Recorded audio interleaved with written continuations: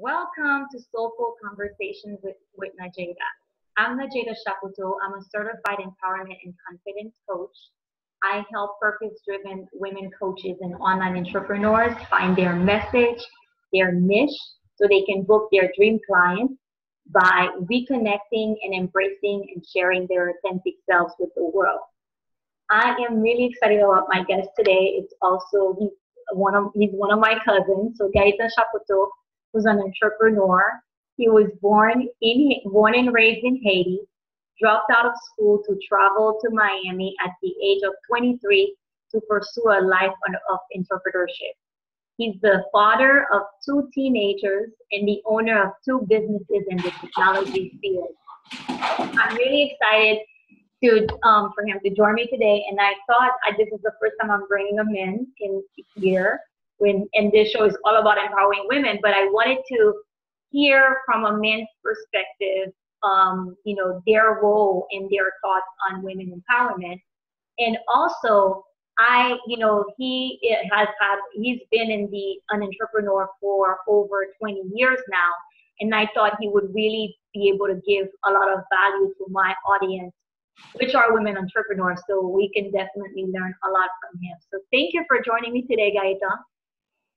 Thank you, Nadjejda. I'm honored because I understand your show is specifically tailored for women entrepreneurs.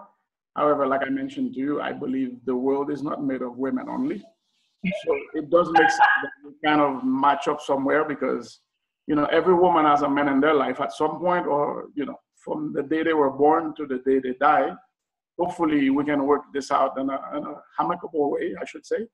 So in the world of entrepreneurship, it's actually a plus to listen from a man's perspective how it works, because how can a woman be empowered without being clearly defined as their role in entrepreneurship as well? Because it's kind of like it's not a man's world, and there's not a specific, in my opinion at least, empowering women doesn't have anything to do with they have their stuff they're doing, it's a woman thing and then it's a man's thing. So it's just a matter of finding, midpoint, because we all have different roles that we play, biologically speaking, as men and women. However, one working with each other is a plus. So that's just my opinion, and that's why I'm honored that you have me on your show. Yeah, no, thank you. I appreciate you saying that, because I have to say, although most of my guests are women, I do believe in pretty much everything in life. When we try to say, okay, this is only for women, this is only for men, this is only for Black people, I've often say we're not in the world alone. So yes, it is good to mix it up. Absolutely. And what did you say? It's not an exclusivity thing. Yes. Including everybody is just, entrepreneurship is about inclusivity. Definitely. Okay, so yeah, thank you. So tell us, before we get into obviously, I'm sure, we're going to talk about your views on how do you empower women in your life, but I'm curious as to what would be what would be your biggest advice to women entrepreneurs who are, really just getting started, or maybe they're there and they're having a really tough time. What would you say to them? What would be that one thing that you would say that would make a difference for them? The first thing I would say is I would look at entrepreneurship as, first of all, based on communication, and not considering that it's a competitive world out there. I know there's a backdrop that women didn't used to be in business and they're new to this and all kinds of stuff. But the idea is to not look at that, to look at it from a communication perspective. What do you have to offer? It's all about value at the end of the day. It's a gender thing. It's about value. I mean, it's been repeated all over the world that women entrepreneurs actually have become very powerful. And the less there's an aspect of competition, the more accepted they are, is my opinion. So the idea is not to look at competition as the main core reason why you're being an entrepreneur. Are you doing it to offer value to the world, or are you doing it to compete with your male partners? And I think that's usually where things go, the wrong way, if I might say it that way. It becomes more like about competition rather than what is the value. Because from a woman's perspective, things could look very different. A woman typically tends to be mother. So there's a different approach to things. There's more generosity in general. Versus men, we operate from a world of aggressivity, of competition. So if a woman brings themselves in the same game, it's not going to work out as well as it could work out if you open oneself and be, what is the value you have to offer to the world? So I would say you focus on value. So I really like what you just said, because it brought my attention. In some way, what you're basically saying is that really come with the feminine energy, the nurturing, what's really natural to us, instead of thinking that we need to be like the man. Exactly. So basically, yes, I love that. And I think I've heard a lot of people even say that sometimes, like, I know some people, I don't know what your views are on that, but just sharing that, some people have said that, the world would be in a better place, or certain countries, if women were running, because if they would bring in that nurturing instead of that combative. Right. And that's well, at least not running, but basically having more of a say, being at the table, I believe that's a missing component in the world of business in general, because that's why we end up being so, the possessiveness, the aggressiveness makes it that it's all about the numbers, the dollars, and what I can do and the power versus what's the value. Entrepreneurship is about bringing solution to the world at the end of the day. On the small to mid-sized businesses, entrepreneurship is all about solution to the majority of people. Large companies are not, you cannot even see the entrepreneur anymore. It gets lost. Their personality usually pops up, but the entrepreneurship doesn't show anymore. The corporation operates such a large dimension that you can't really get the value of that, human touch in there anymore. So entrepreneurship is actually core value to society. So when you bring those two elements and you bring them in balance, meaning a woman entrepreneur can work out their differences from an opinion of competition with a man, whether in their life or people, as generally speaking, from a gender perspective. I think you bridge a gap, which is, it's not about competition, it's not about making money only, it's about solutions, it's about value. What do you have to offer to the world? Everybody needs something. Yeah. So that's entrepreneurship. That's what entrepreneurship is about, is bringing solutions. Yes. And bringing solution from a nurturing standpoint, from a generosity standpoint, from the feminine energy that you mentioned, is a plus. And it's a missing right now in the world. Yes. What would you say for you, since you've been in this field for a very long time, what was your biggest thing that you were completely surprised of that you would want to share with us, that really you were not expecting this, and that was just like, you would say, okay, I need to say that because that's totally, when I started on this path, I really was not expecting it. Actually, so just making sure I understood your question. You're referring to my results in the business of entrepreneurship? It could be results, or maybe something that you learned. It could even be maybe a mistake or something that you're like, wait a minute, I didn't think this was gonna be like this. That, it could be, just one thing that, it could even be with your results, like maybe what was it, did you, So actually, it's interesting, a good question, because I've been discovering that for a few years now, and it's becoming more of a focus for me right now. In my beginning years, I had been, as we were describing earlier, I was being as man as I could be, extremely aggressive, extremely possessive to my businesses that I've been generating, the contacts. And I lost touch with the part of me that was the creative part. The value that I was offering became a little bit less of the value. It became more about how much more money can I make? Mm-hmm. And the focus became more about creating money versus creating connections and creating solutions and being an actual contribution to the world. That I started with originally when my first years in entrepreneurship was, what can I offer to the world? Because at the end of the day, that's how I see money being made. You offer value, you get paid in return. The more you could duplicate that, the better. Yeah. And then so I discovered two major things. First of all, my focus has shifted and I didn't realize it happening. So it became more about production rather than impact and making a difference. Mm-hmm. And that was huge for me. I didn't get that until I pretty much crashed, because I pushed it to the extent that it no longer made a difference to me that I was making money. Okay. It became like I could say I used the word, it became empty for me. What was the purpose of making all this money when at the end of the day, I couldn't even live it because I didn't have time for it anymore. It was about, my life has become very focused on making money. So that was a big one. So making a difference to others is, I could say, the very large piece that I discovered was missing. I didn't understand it was a direction to be had.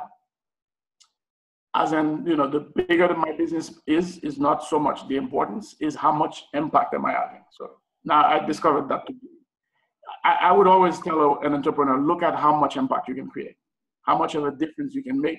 That should be the, if I could use it, the point of reference to how successful are you being really? Because being successful only in the sense of how much money you're making and losing yourself, and I don't think it's worth it. And it's been a very, to me, it was a mistake, not having the perspective of it.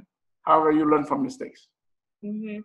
No, I like that. Like, basically what you're saying is that sometimes we get so caught up in the numbers, especially like in the coaching world. We might be thinking, okay, how many clients am I getting, or how many people do I have on my Facebook group, instead of thinking like, how am I, you know, you might have a small number of people and you're really making a big difference for them. And when you impact them, you're actually impacting the lives of people around them too. So, and it's interesting because it's really a matter of perspective, because when you focus on the number, you forget about the person and the value. You get the exact opposite of what ultimately happens, because if you are creating impactful effect on people, if you're making huge difference in people, you don't need to make the effort of having the quantity. You're going to have quantity because they refer you. So in the coaching world or any other business one is involved in, you get double the return, triple the return, quadruple the return, the more impact you're doing. It's kind of like counterproductive when you don't look at it like that. Mm-hmm. Because the very thing you go for, if you focus on the value given, it comes back multifold. It goes without saying.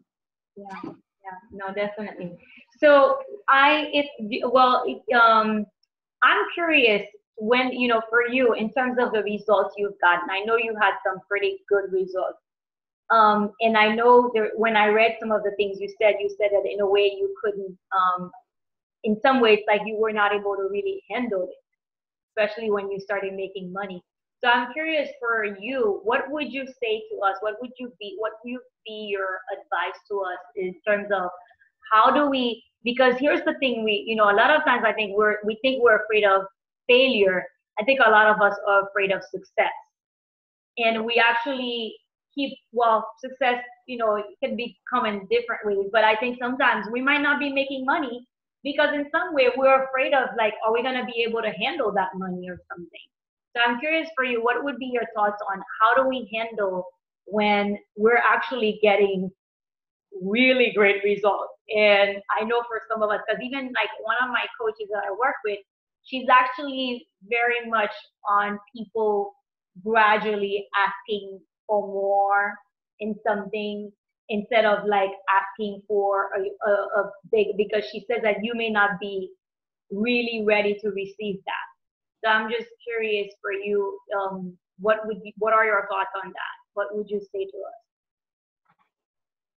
So yeah, speaking of that, and that's another thing I discovered. One of my biggest thing was the sense of loss of control, not of the external world that I was making an impact in, but my personal life was like, okay, something is off here. I'm no longer in touch with myself. I no longer stand for my purpose. I no longer, it became like, if that's what success looks like, I don't think I want it anymore. So I became afraid of the responsibility of success, which I think people are afraid of. I don't think they're afraid of making money. I think and that's my belief. I've seen it in multiple books, and I've heard a lot of young entrepreneurs like you share it. It's the fear of the responsibility that comes from having the excess money. In my case, that's what it was. I generated so much money, I didn't know what to do with it. I didn't have training to manage my money. I didn't have consulting. I didn't have advice. I didn't know what to do with money. I didn't understand the concept of investing. I know how to produce it by strong suiting is a term that I would say that I use. I push myself to the limits of creating myself as a machine making money. But there was all the extra stuff that comes around it, the responsibility, the sense of how can I contribute to others? Everything I learned, I didn't understand it enough that I could teach another person what to do. So I believe it's fear. The fear factor is specifically, I believe, mostly related to a sense of responsibility. We don't know how to manage it. So the more you start having, the more freedom you have. It's almost like you don't know how to manage your freedom kind of thing. So we're comfortable not having freedom. We justify it by saying, I don't have time. That's very common. I believe that a large portion of humanity is used to that concept. I don't have time. There's justification for not anything you want out of life. And I believe it's just, it requires a certain level of control of self, mastering yourself, I would say, rather than control, to manage the excess money, because you no longer have anybody controlling your time. You no longer have time to do anything. So you have to create it for yourself. So kind of like creating structures. So it requires you to have different structures to manage excess amount of money, which is success potentially. I get that. Okay. That's what I would say. So it's kind of like my recommendation would be work on self-development, where one can discover what's happening as you unfold your success, whether it comes in the sense of money or fame or access to a lot of people that you don't have access to before. Keep checking in, because your growth needs to happen at the same time. Personal growth, that is, to stay in check with self, so you don't get lost in the process. Definitely. Thanks for sharing that. So I'm curious, what are for you, what are your thoughts on women empowerment, and how do you empower women in your life and business? I haven't had a lot of success doing the empowering of women, because I've realized I didn't know how to communicate to women. Don't be competitive, because that's always been the experience that I have. The occurrence that I have is every woman that goes in business, they become aggressive. And I'm not sure if they're replicating their men counterpart, because they think that that's how you're supposed to be in the world of business. It's like, no feelings and as harsh as it could be kind of thing. So it's always been, you kind of lose communication when you go in that place. That's what my experience has been. I have a few friends that are good at doing business. It took them failures to become a little bit softer. And then you can see the real difference that they can make now, because they no longer have that aggressive air anymore. It's kind of like it cools down a little bit. So there's more opening. So I would say keep communicating, It's all about communication. It's all about what you want to make happen in the world. It's about how you want to team up, because entrepreneurship is about teaming up. It's about creating teams. It's about talking to people from an authentic place. It's not about how harsh can you be, how aggressive can you be. You can be firm, you could be determined and not be aggressive. I would say that's what my advice would be, that one looks at the value of communication as a method of making your dream happen, rather than pushing, character, kind of thing. Okay, I get that. Okay, so thank you. What do you believe? What do you stand for in life, Gaëtan? Actually, the word is freedom for me. It actually rings very deep when I think of freedom. Freedom in every aspect. I'm talking about the word fundamentally. the I touched up on the fear that we have when we start having success.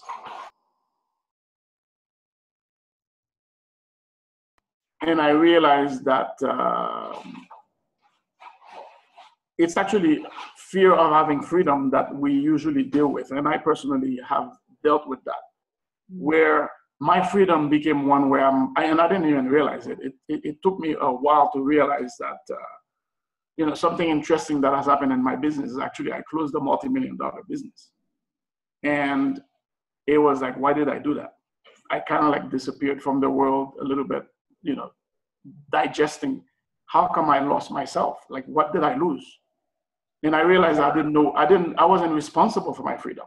I didn't know how to manage it. So the excess kind of got in my head. And I kind of lost the sense of the purpose of living freely. Me thinking, it's nonsense to say, I'd rather not have freedom. So one would never admit that to oneself, including myself. Mm-hmm. However, I realized that's kind of like what it is. So you rather be going back to, I'm obligated to do things a certain way. I have to do certain things. Mm-hmm. So you don't take responsibility for your freedom. So I'm standing for freedom, and I stand for whatever it takes to have freedom, but be responsible about it. Because with a lot of freedom comes a lot of responsibility. Mm-hmm. Yeah. However, I do believe that whether it's we call it financial freedom, time freedom, whatever that is, its bottom line is freedom. And freedom doesn't mean anything other than you have the flexibility of doing things under your own terms. Mm-hmm. Yeah. It doesn't, without harming anyone or taking away from anything. Just it's a sense of having the time and flexibility to do what your heart desires. So it's freedom for me. Definitely. Okay, I get that. And what are your thoughts on life purpose? Do you believe in that? Do you have one? And if you do you mind sharing it with us?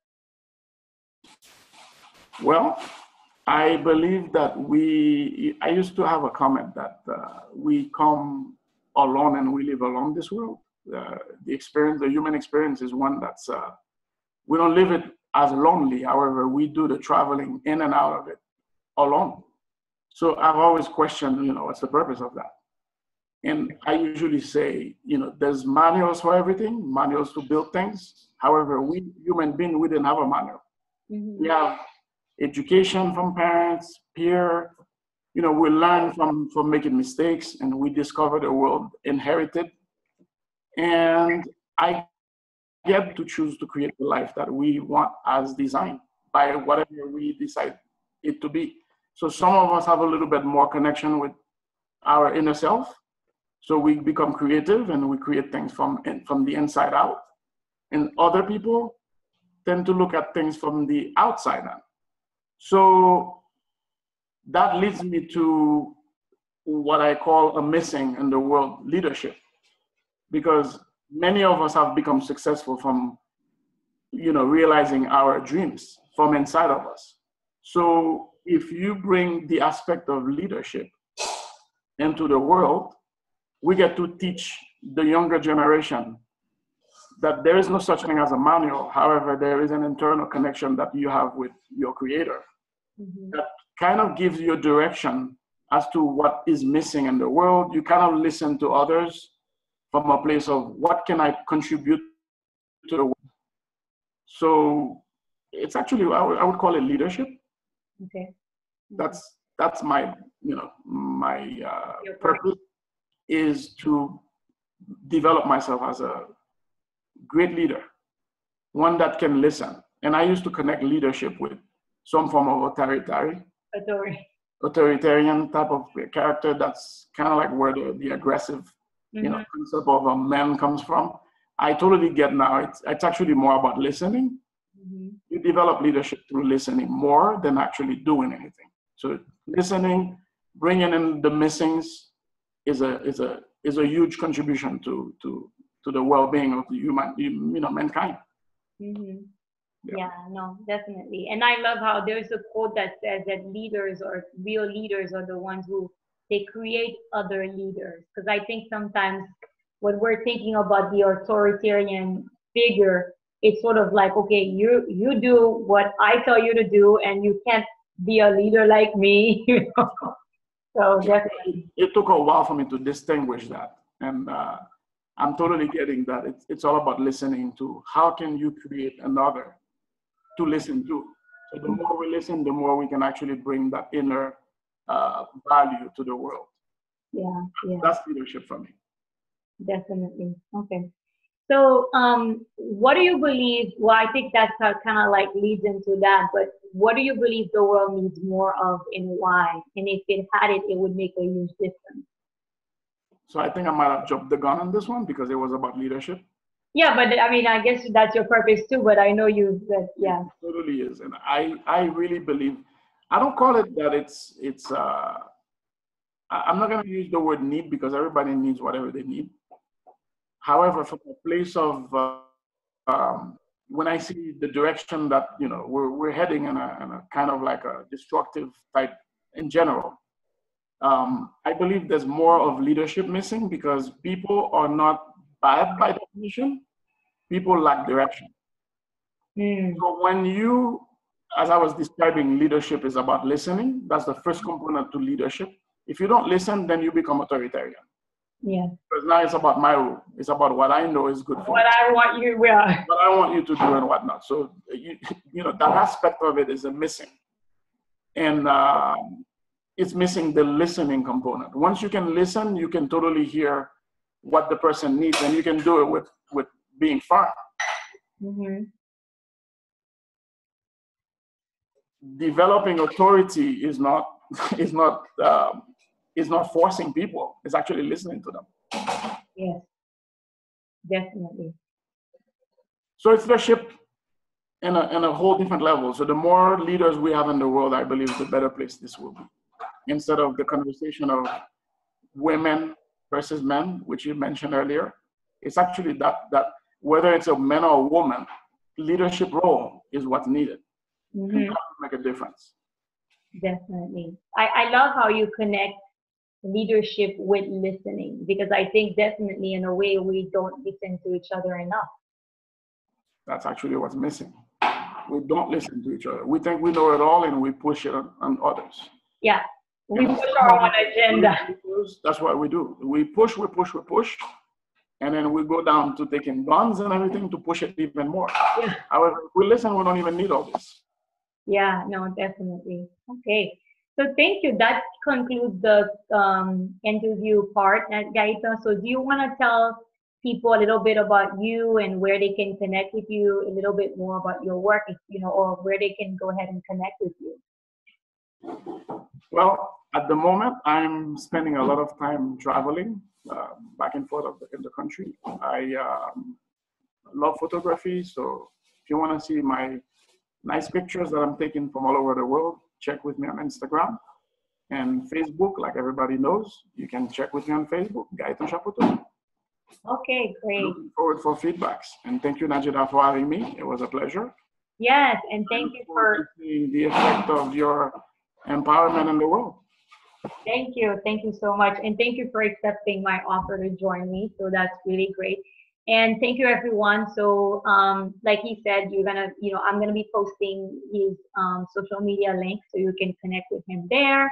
I hope you find it helpful. Please let us know what you think. And if you want to get more of it, please feel free to subscribe to my email list, which is in the box below. You can provide your name and email address.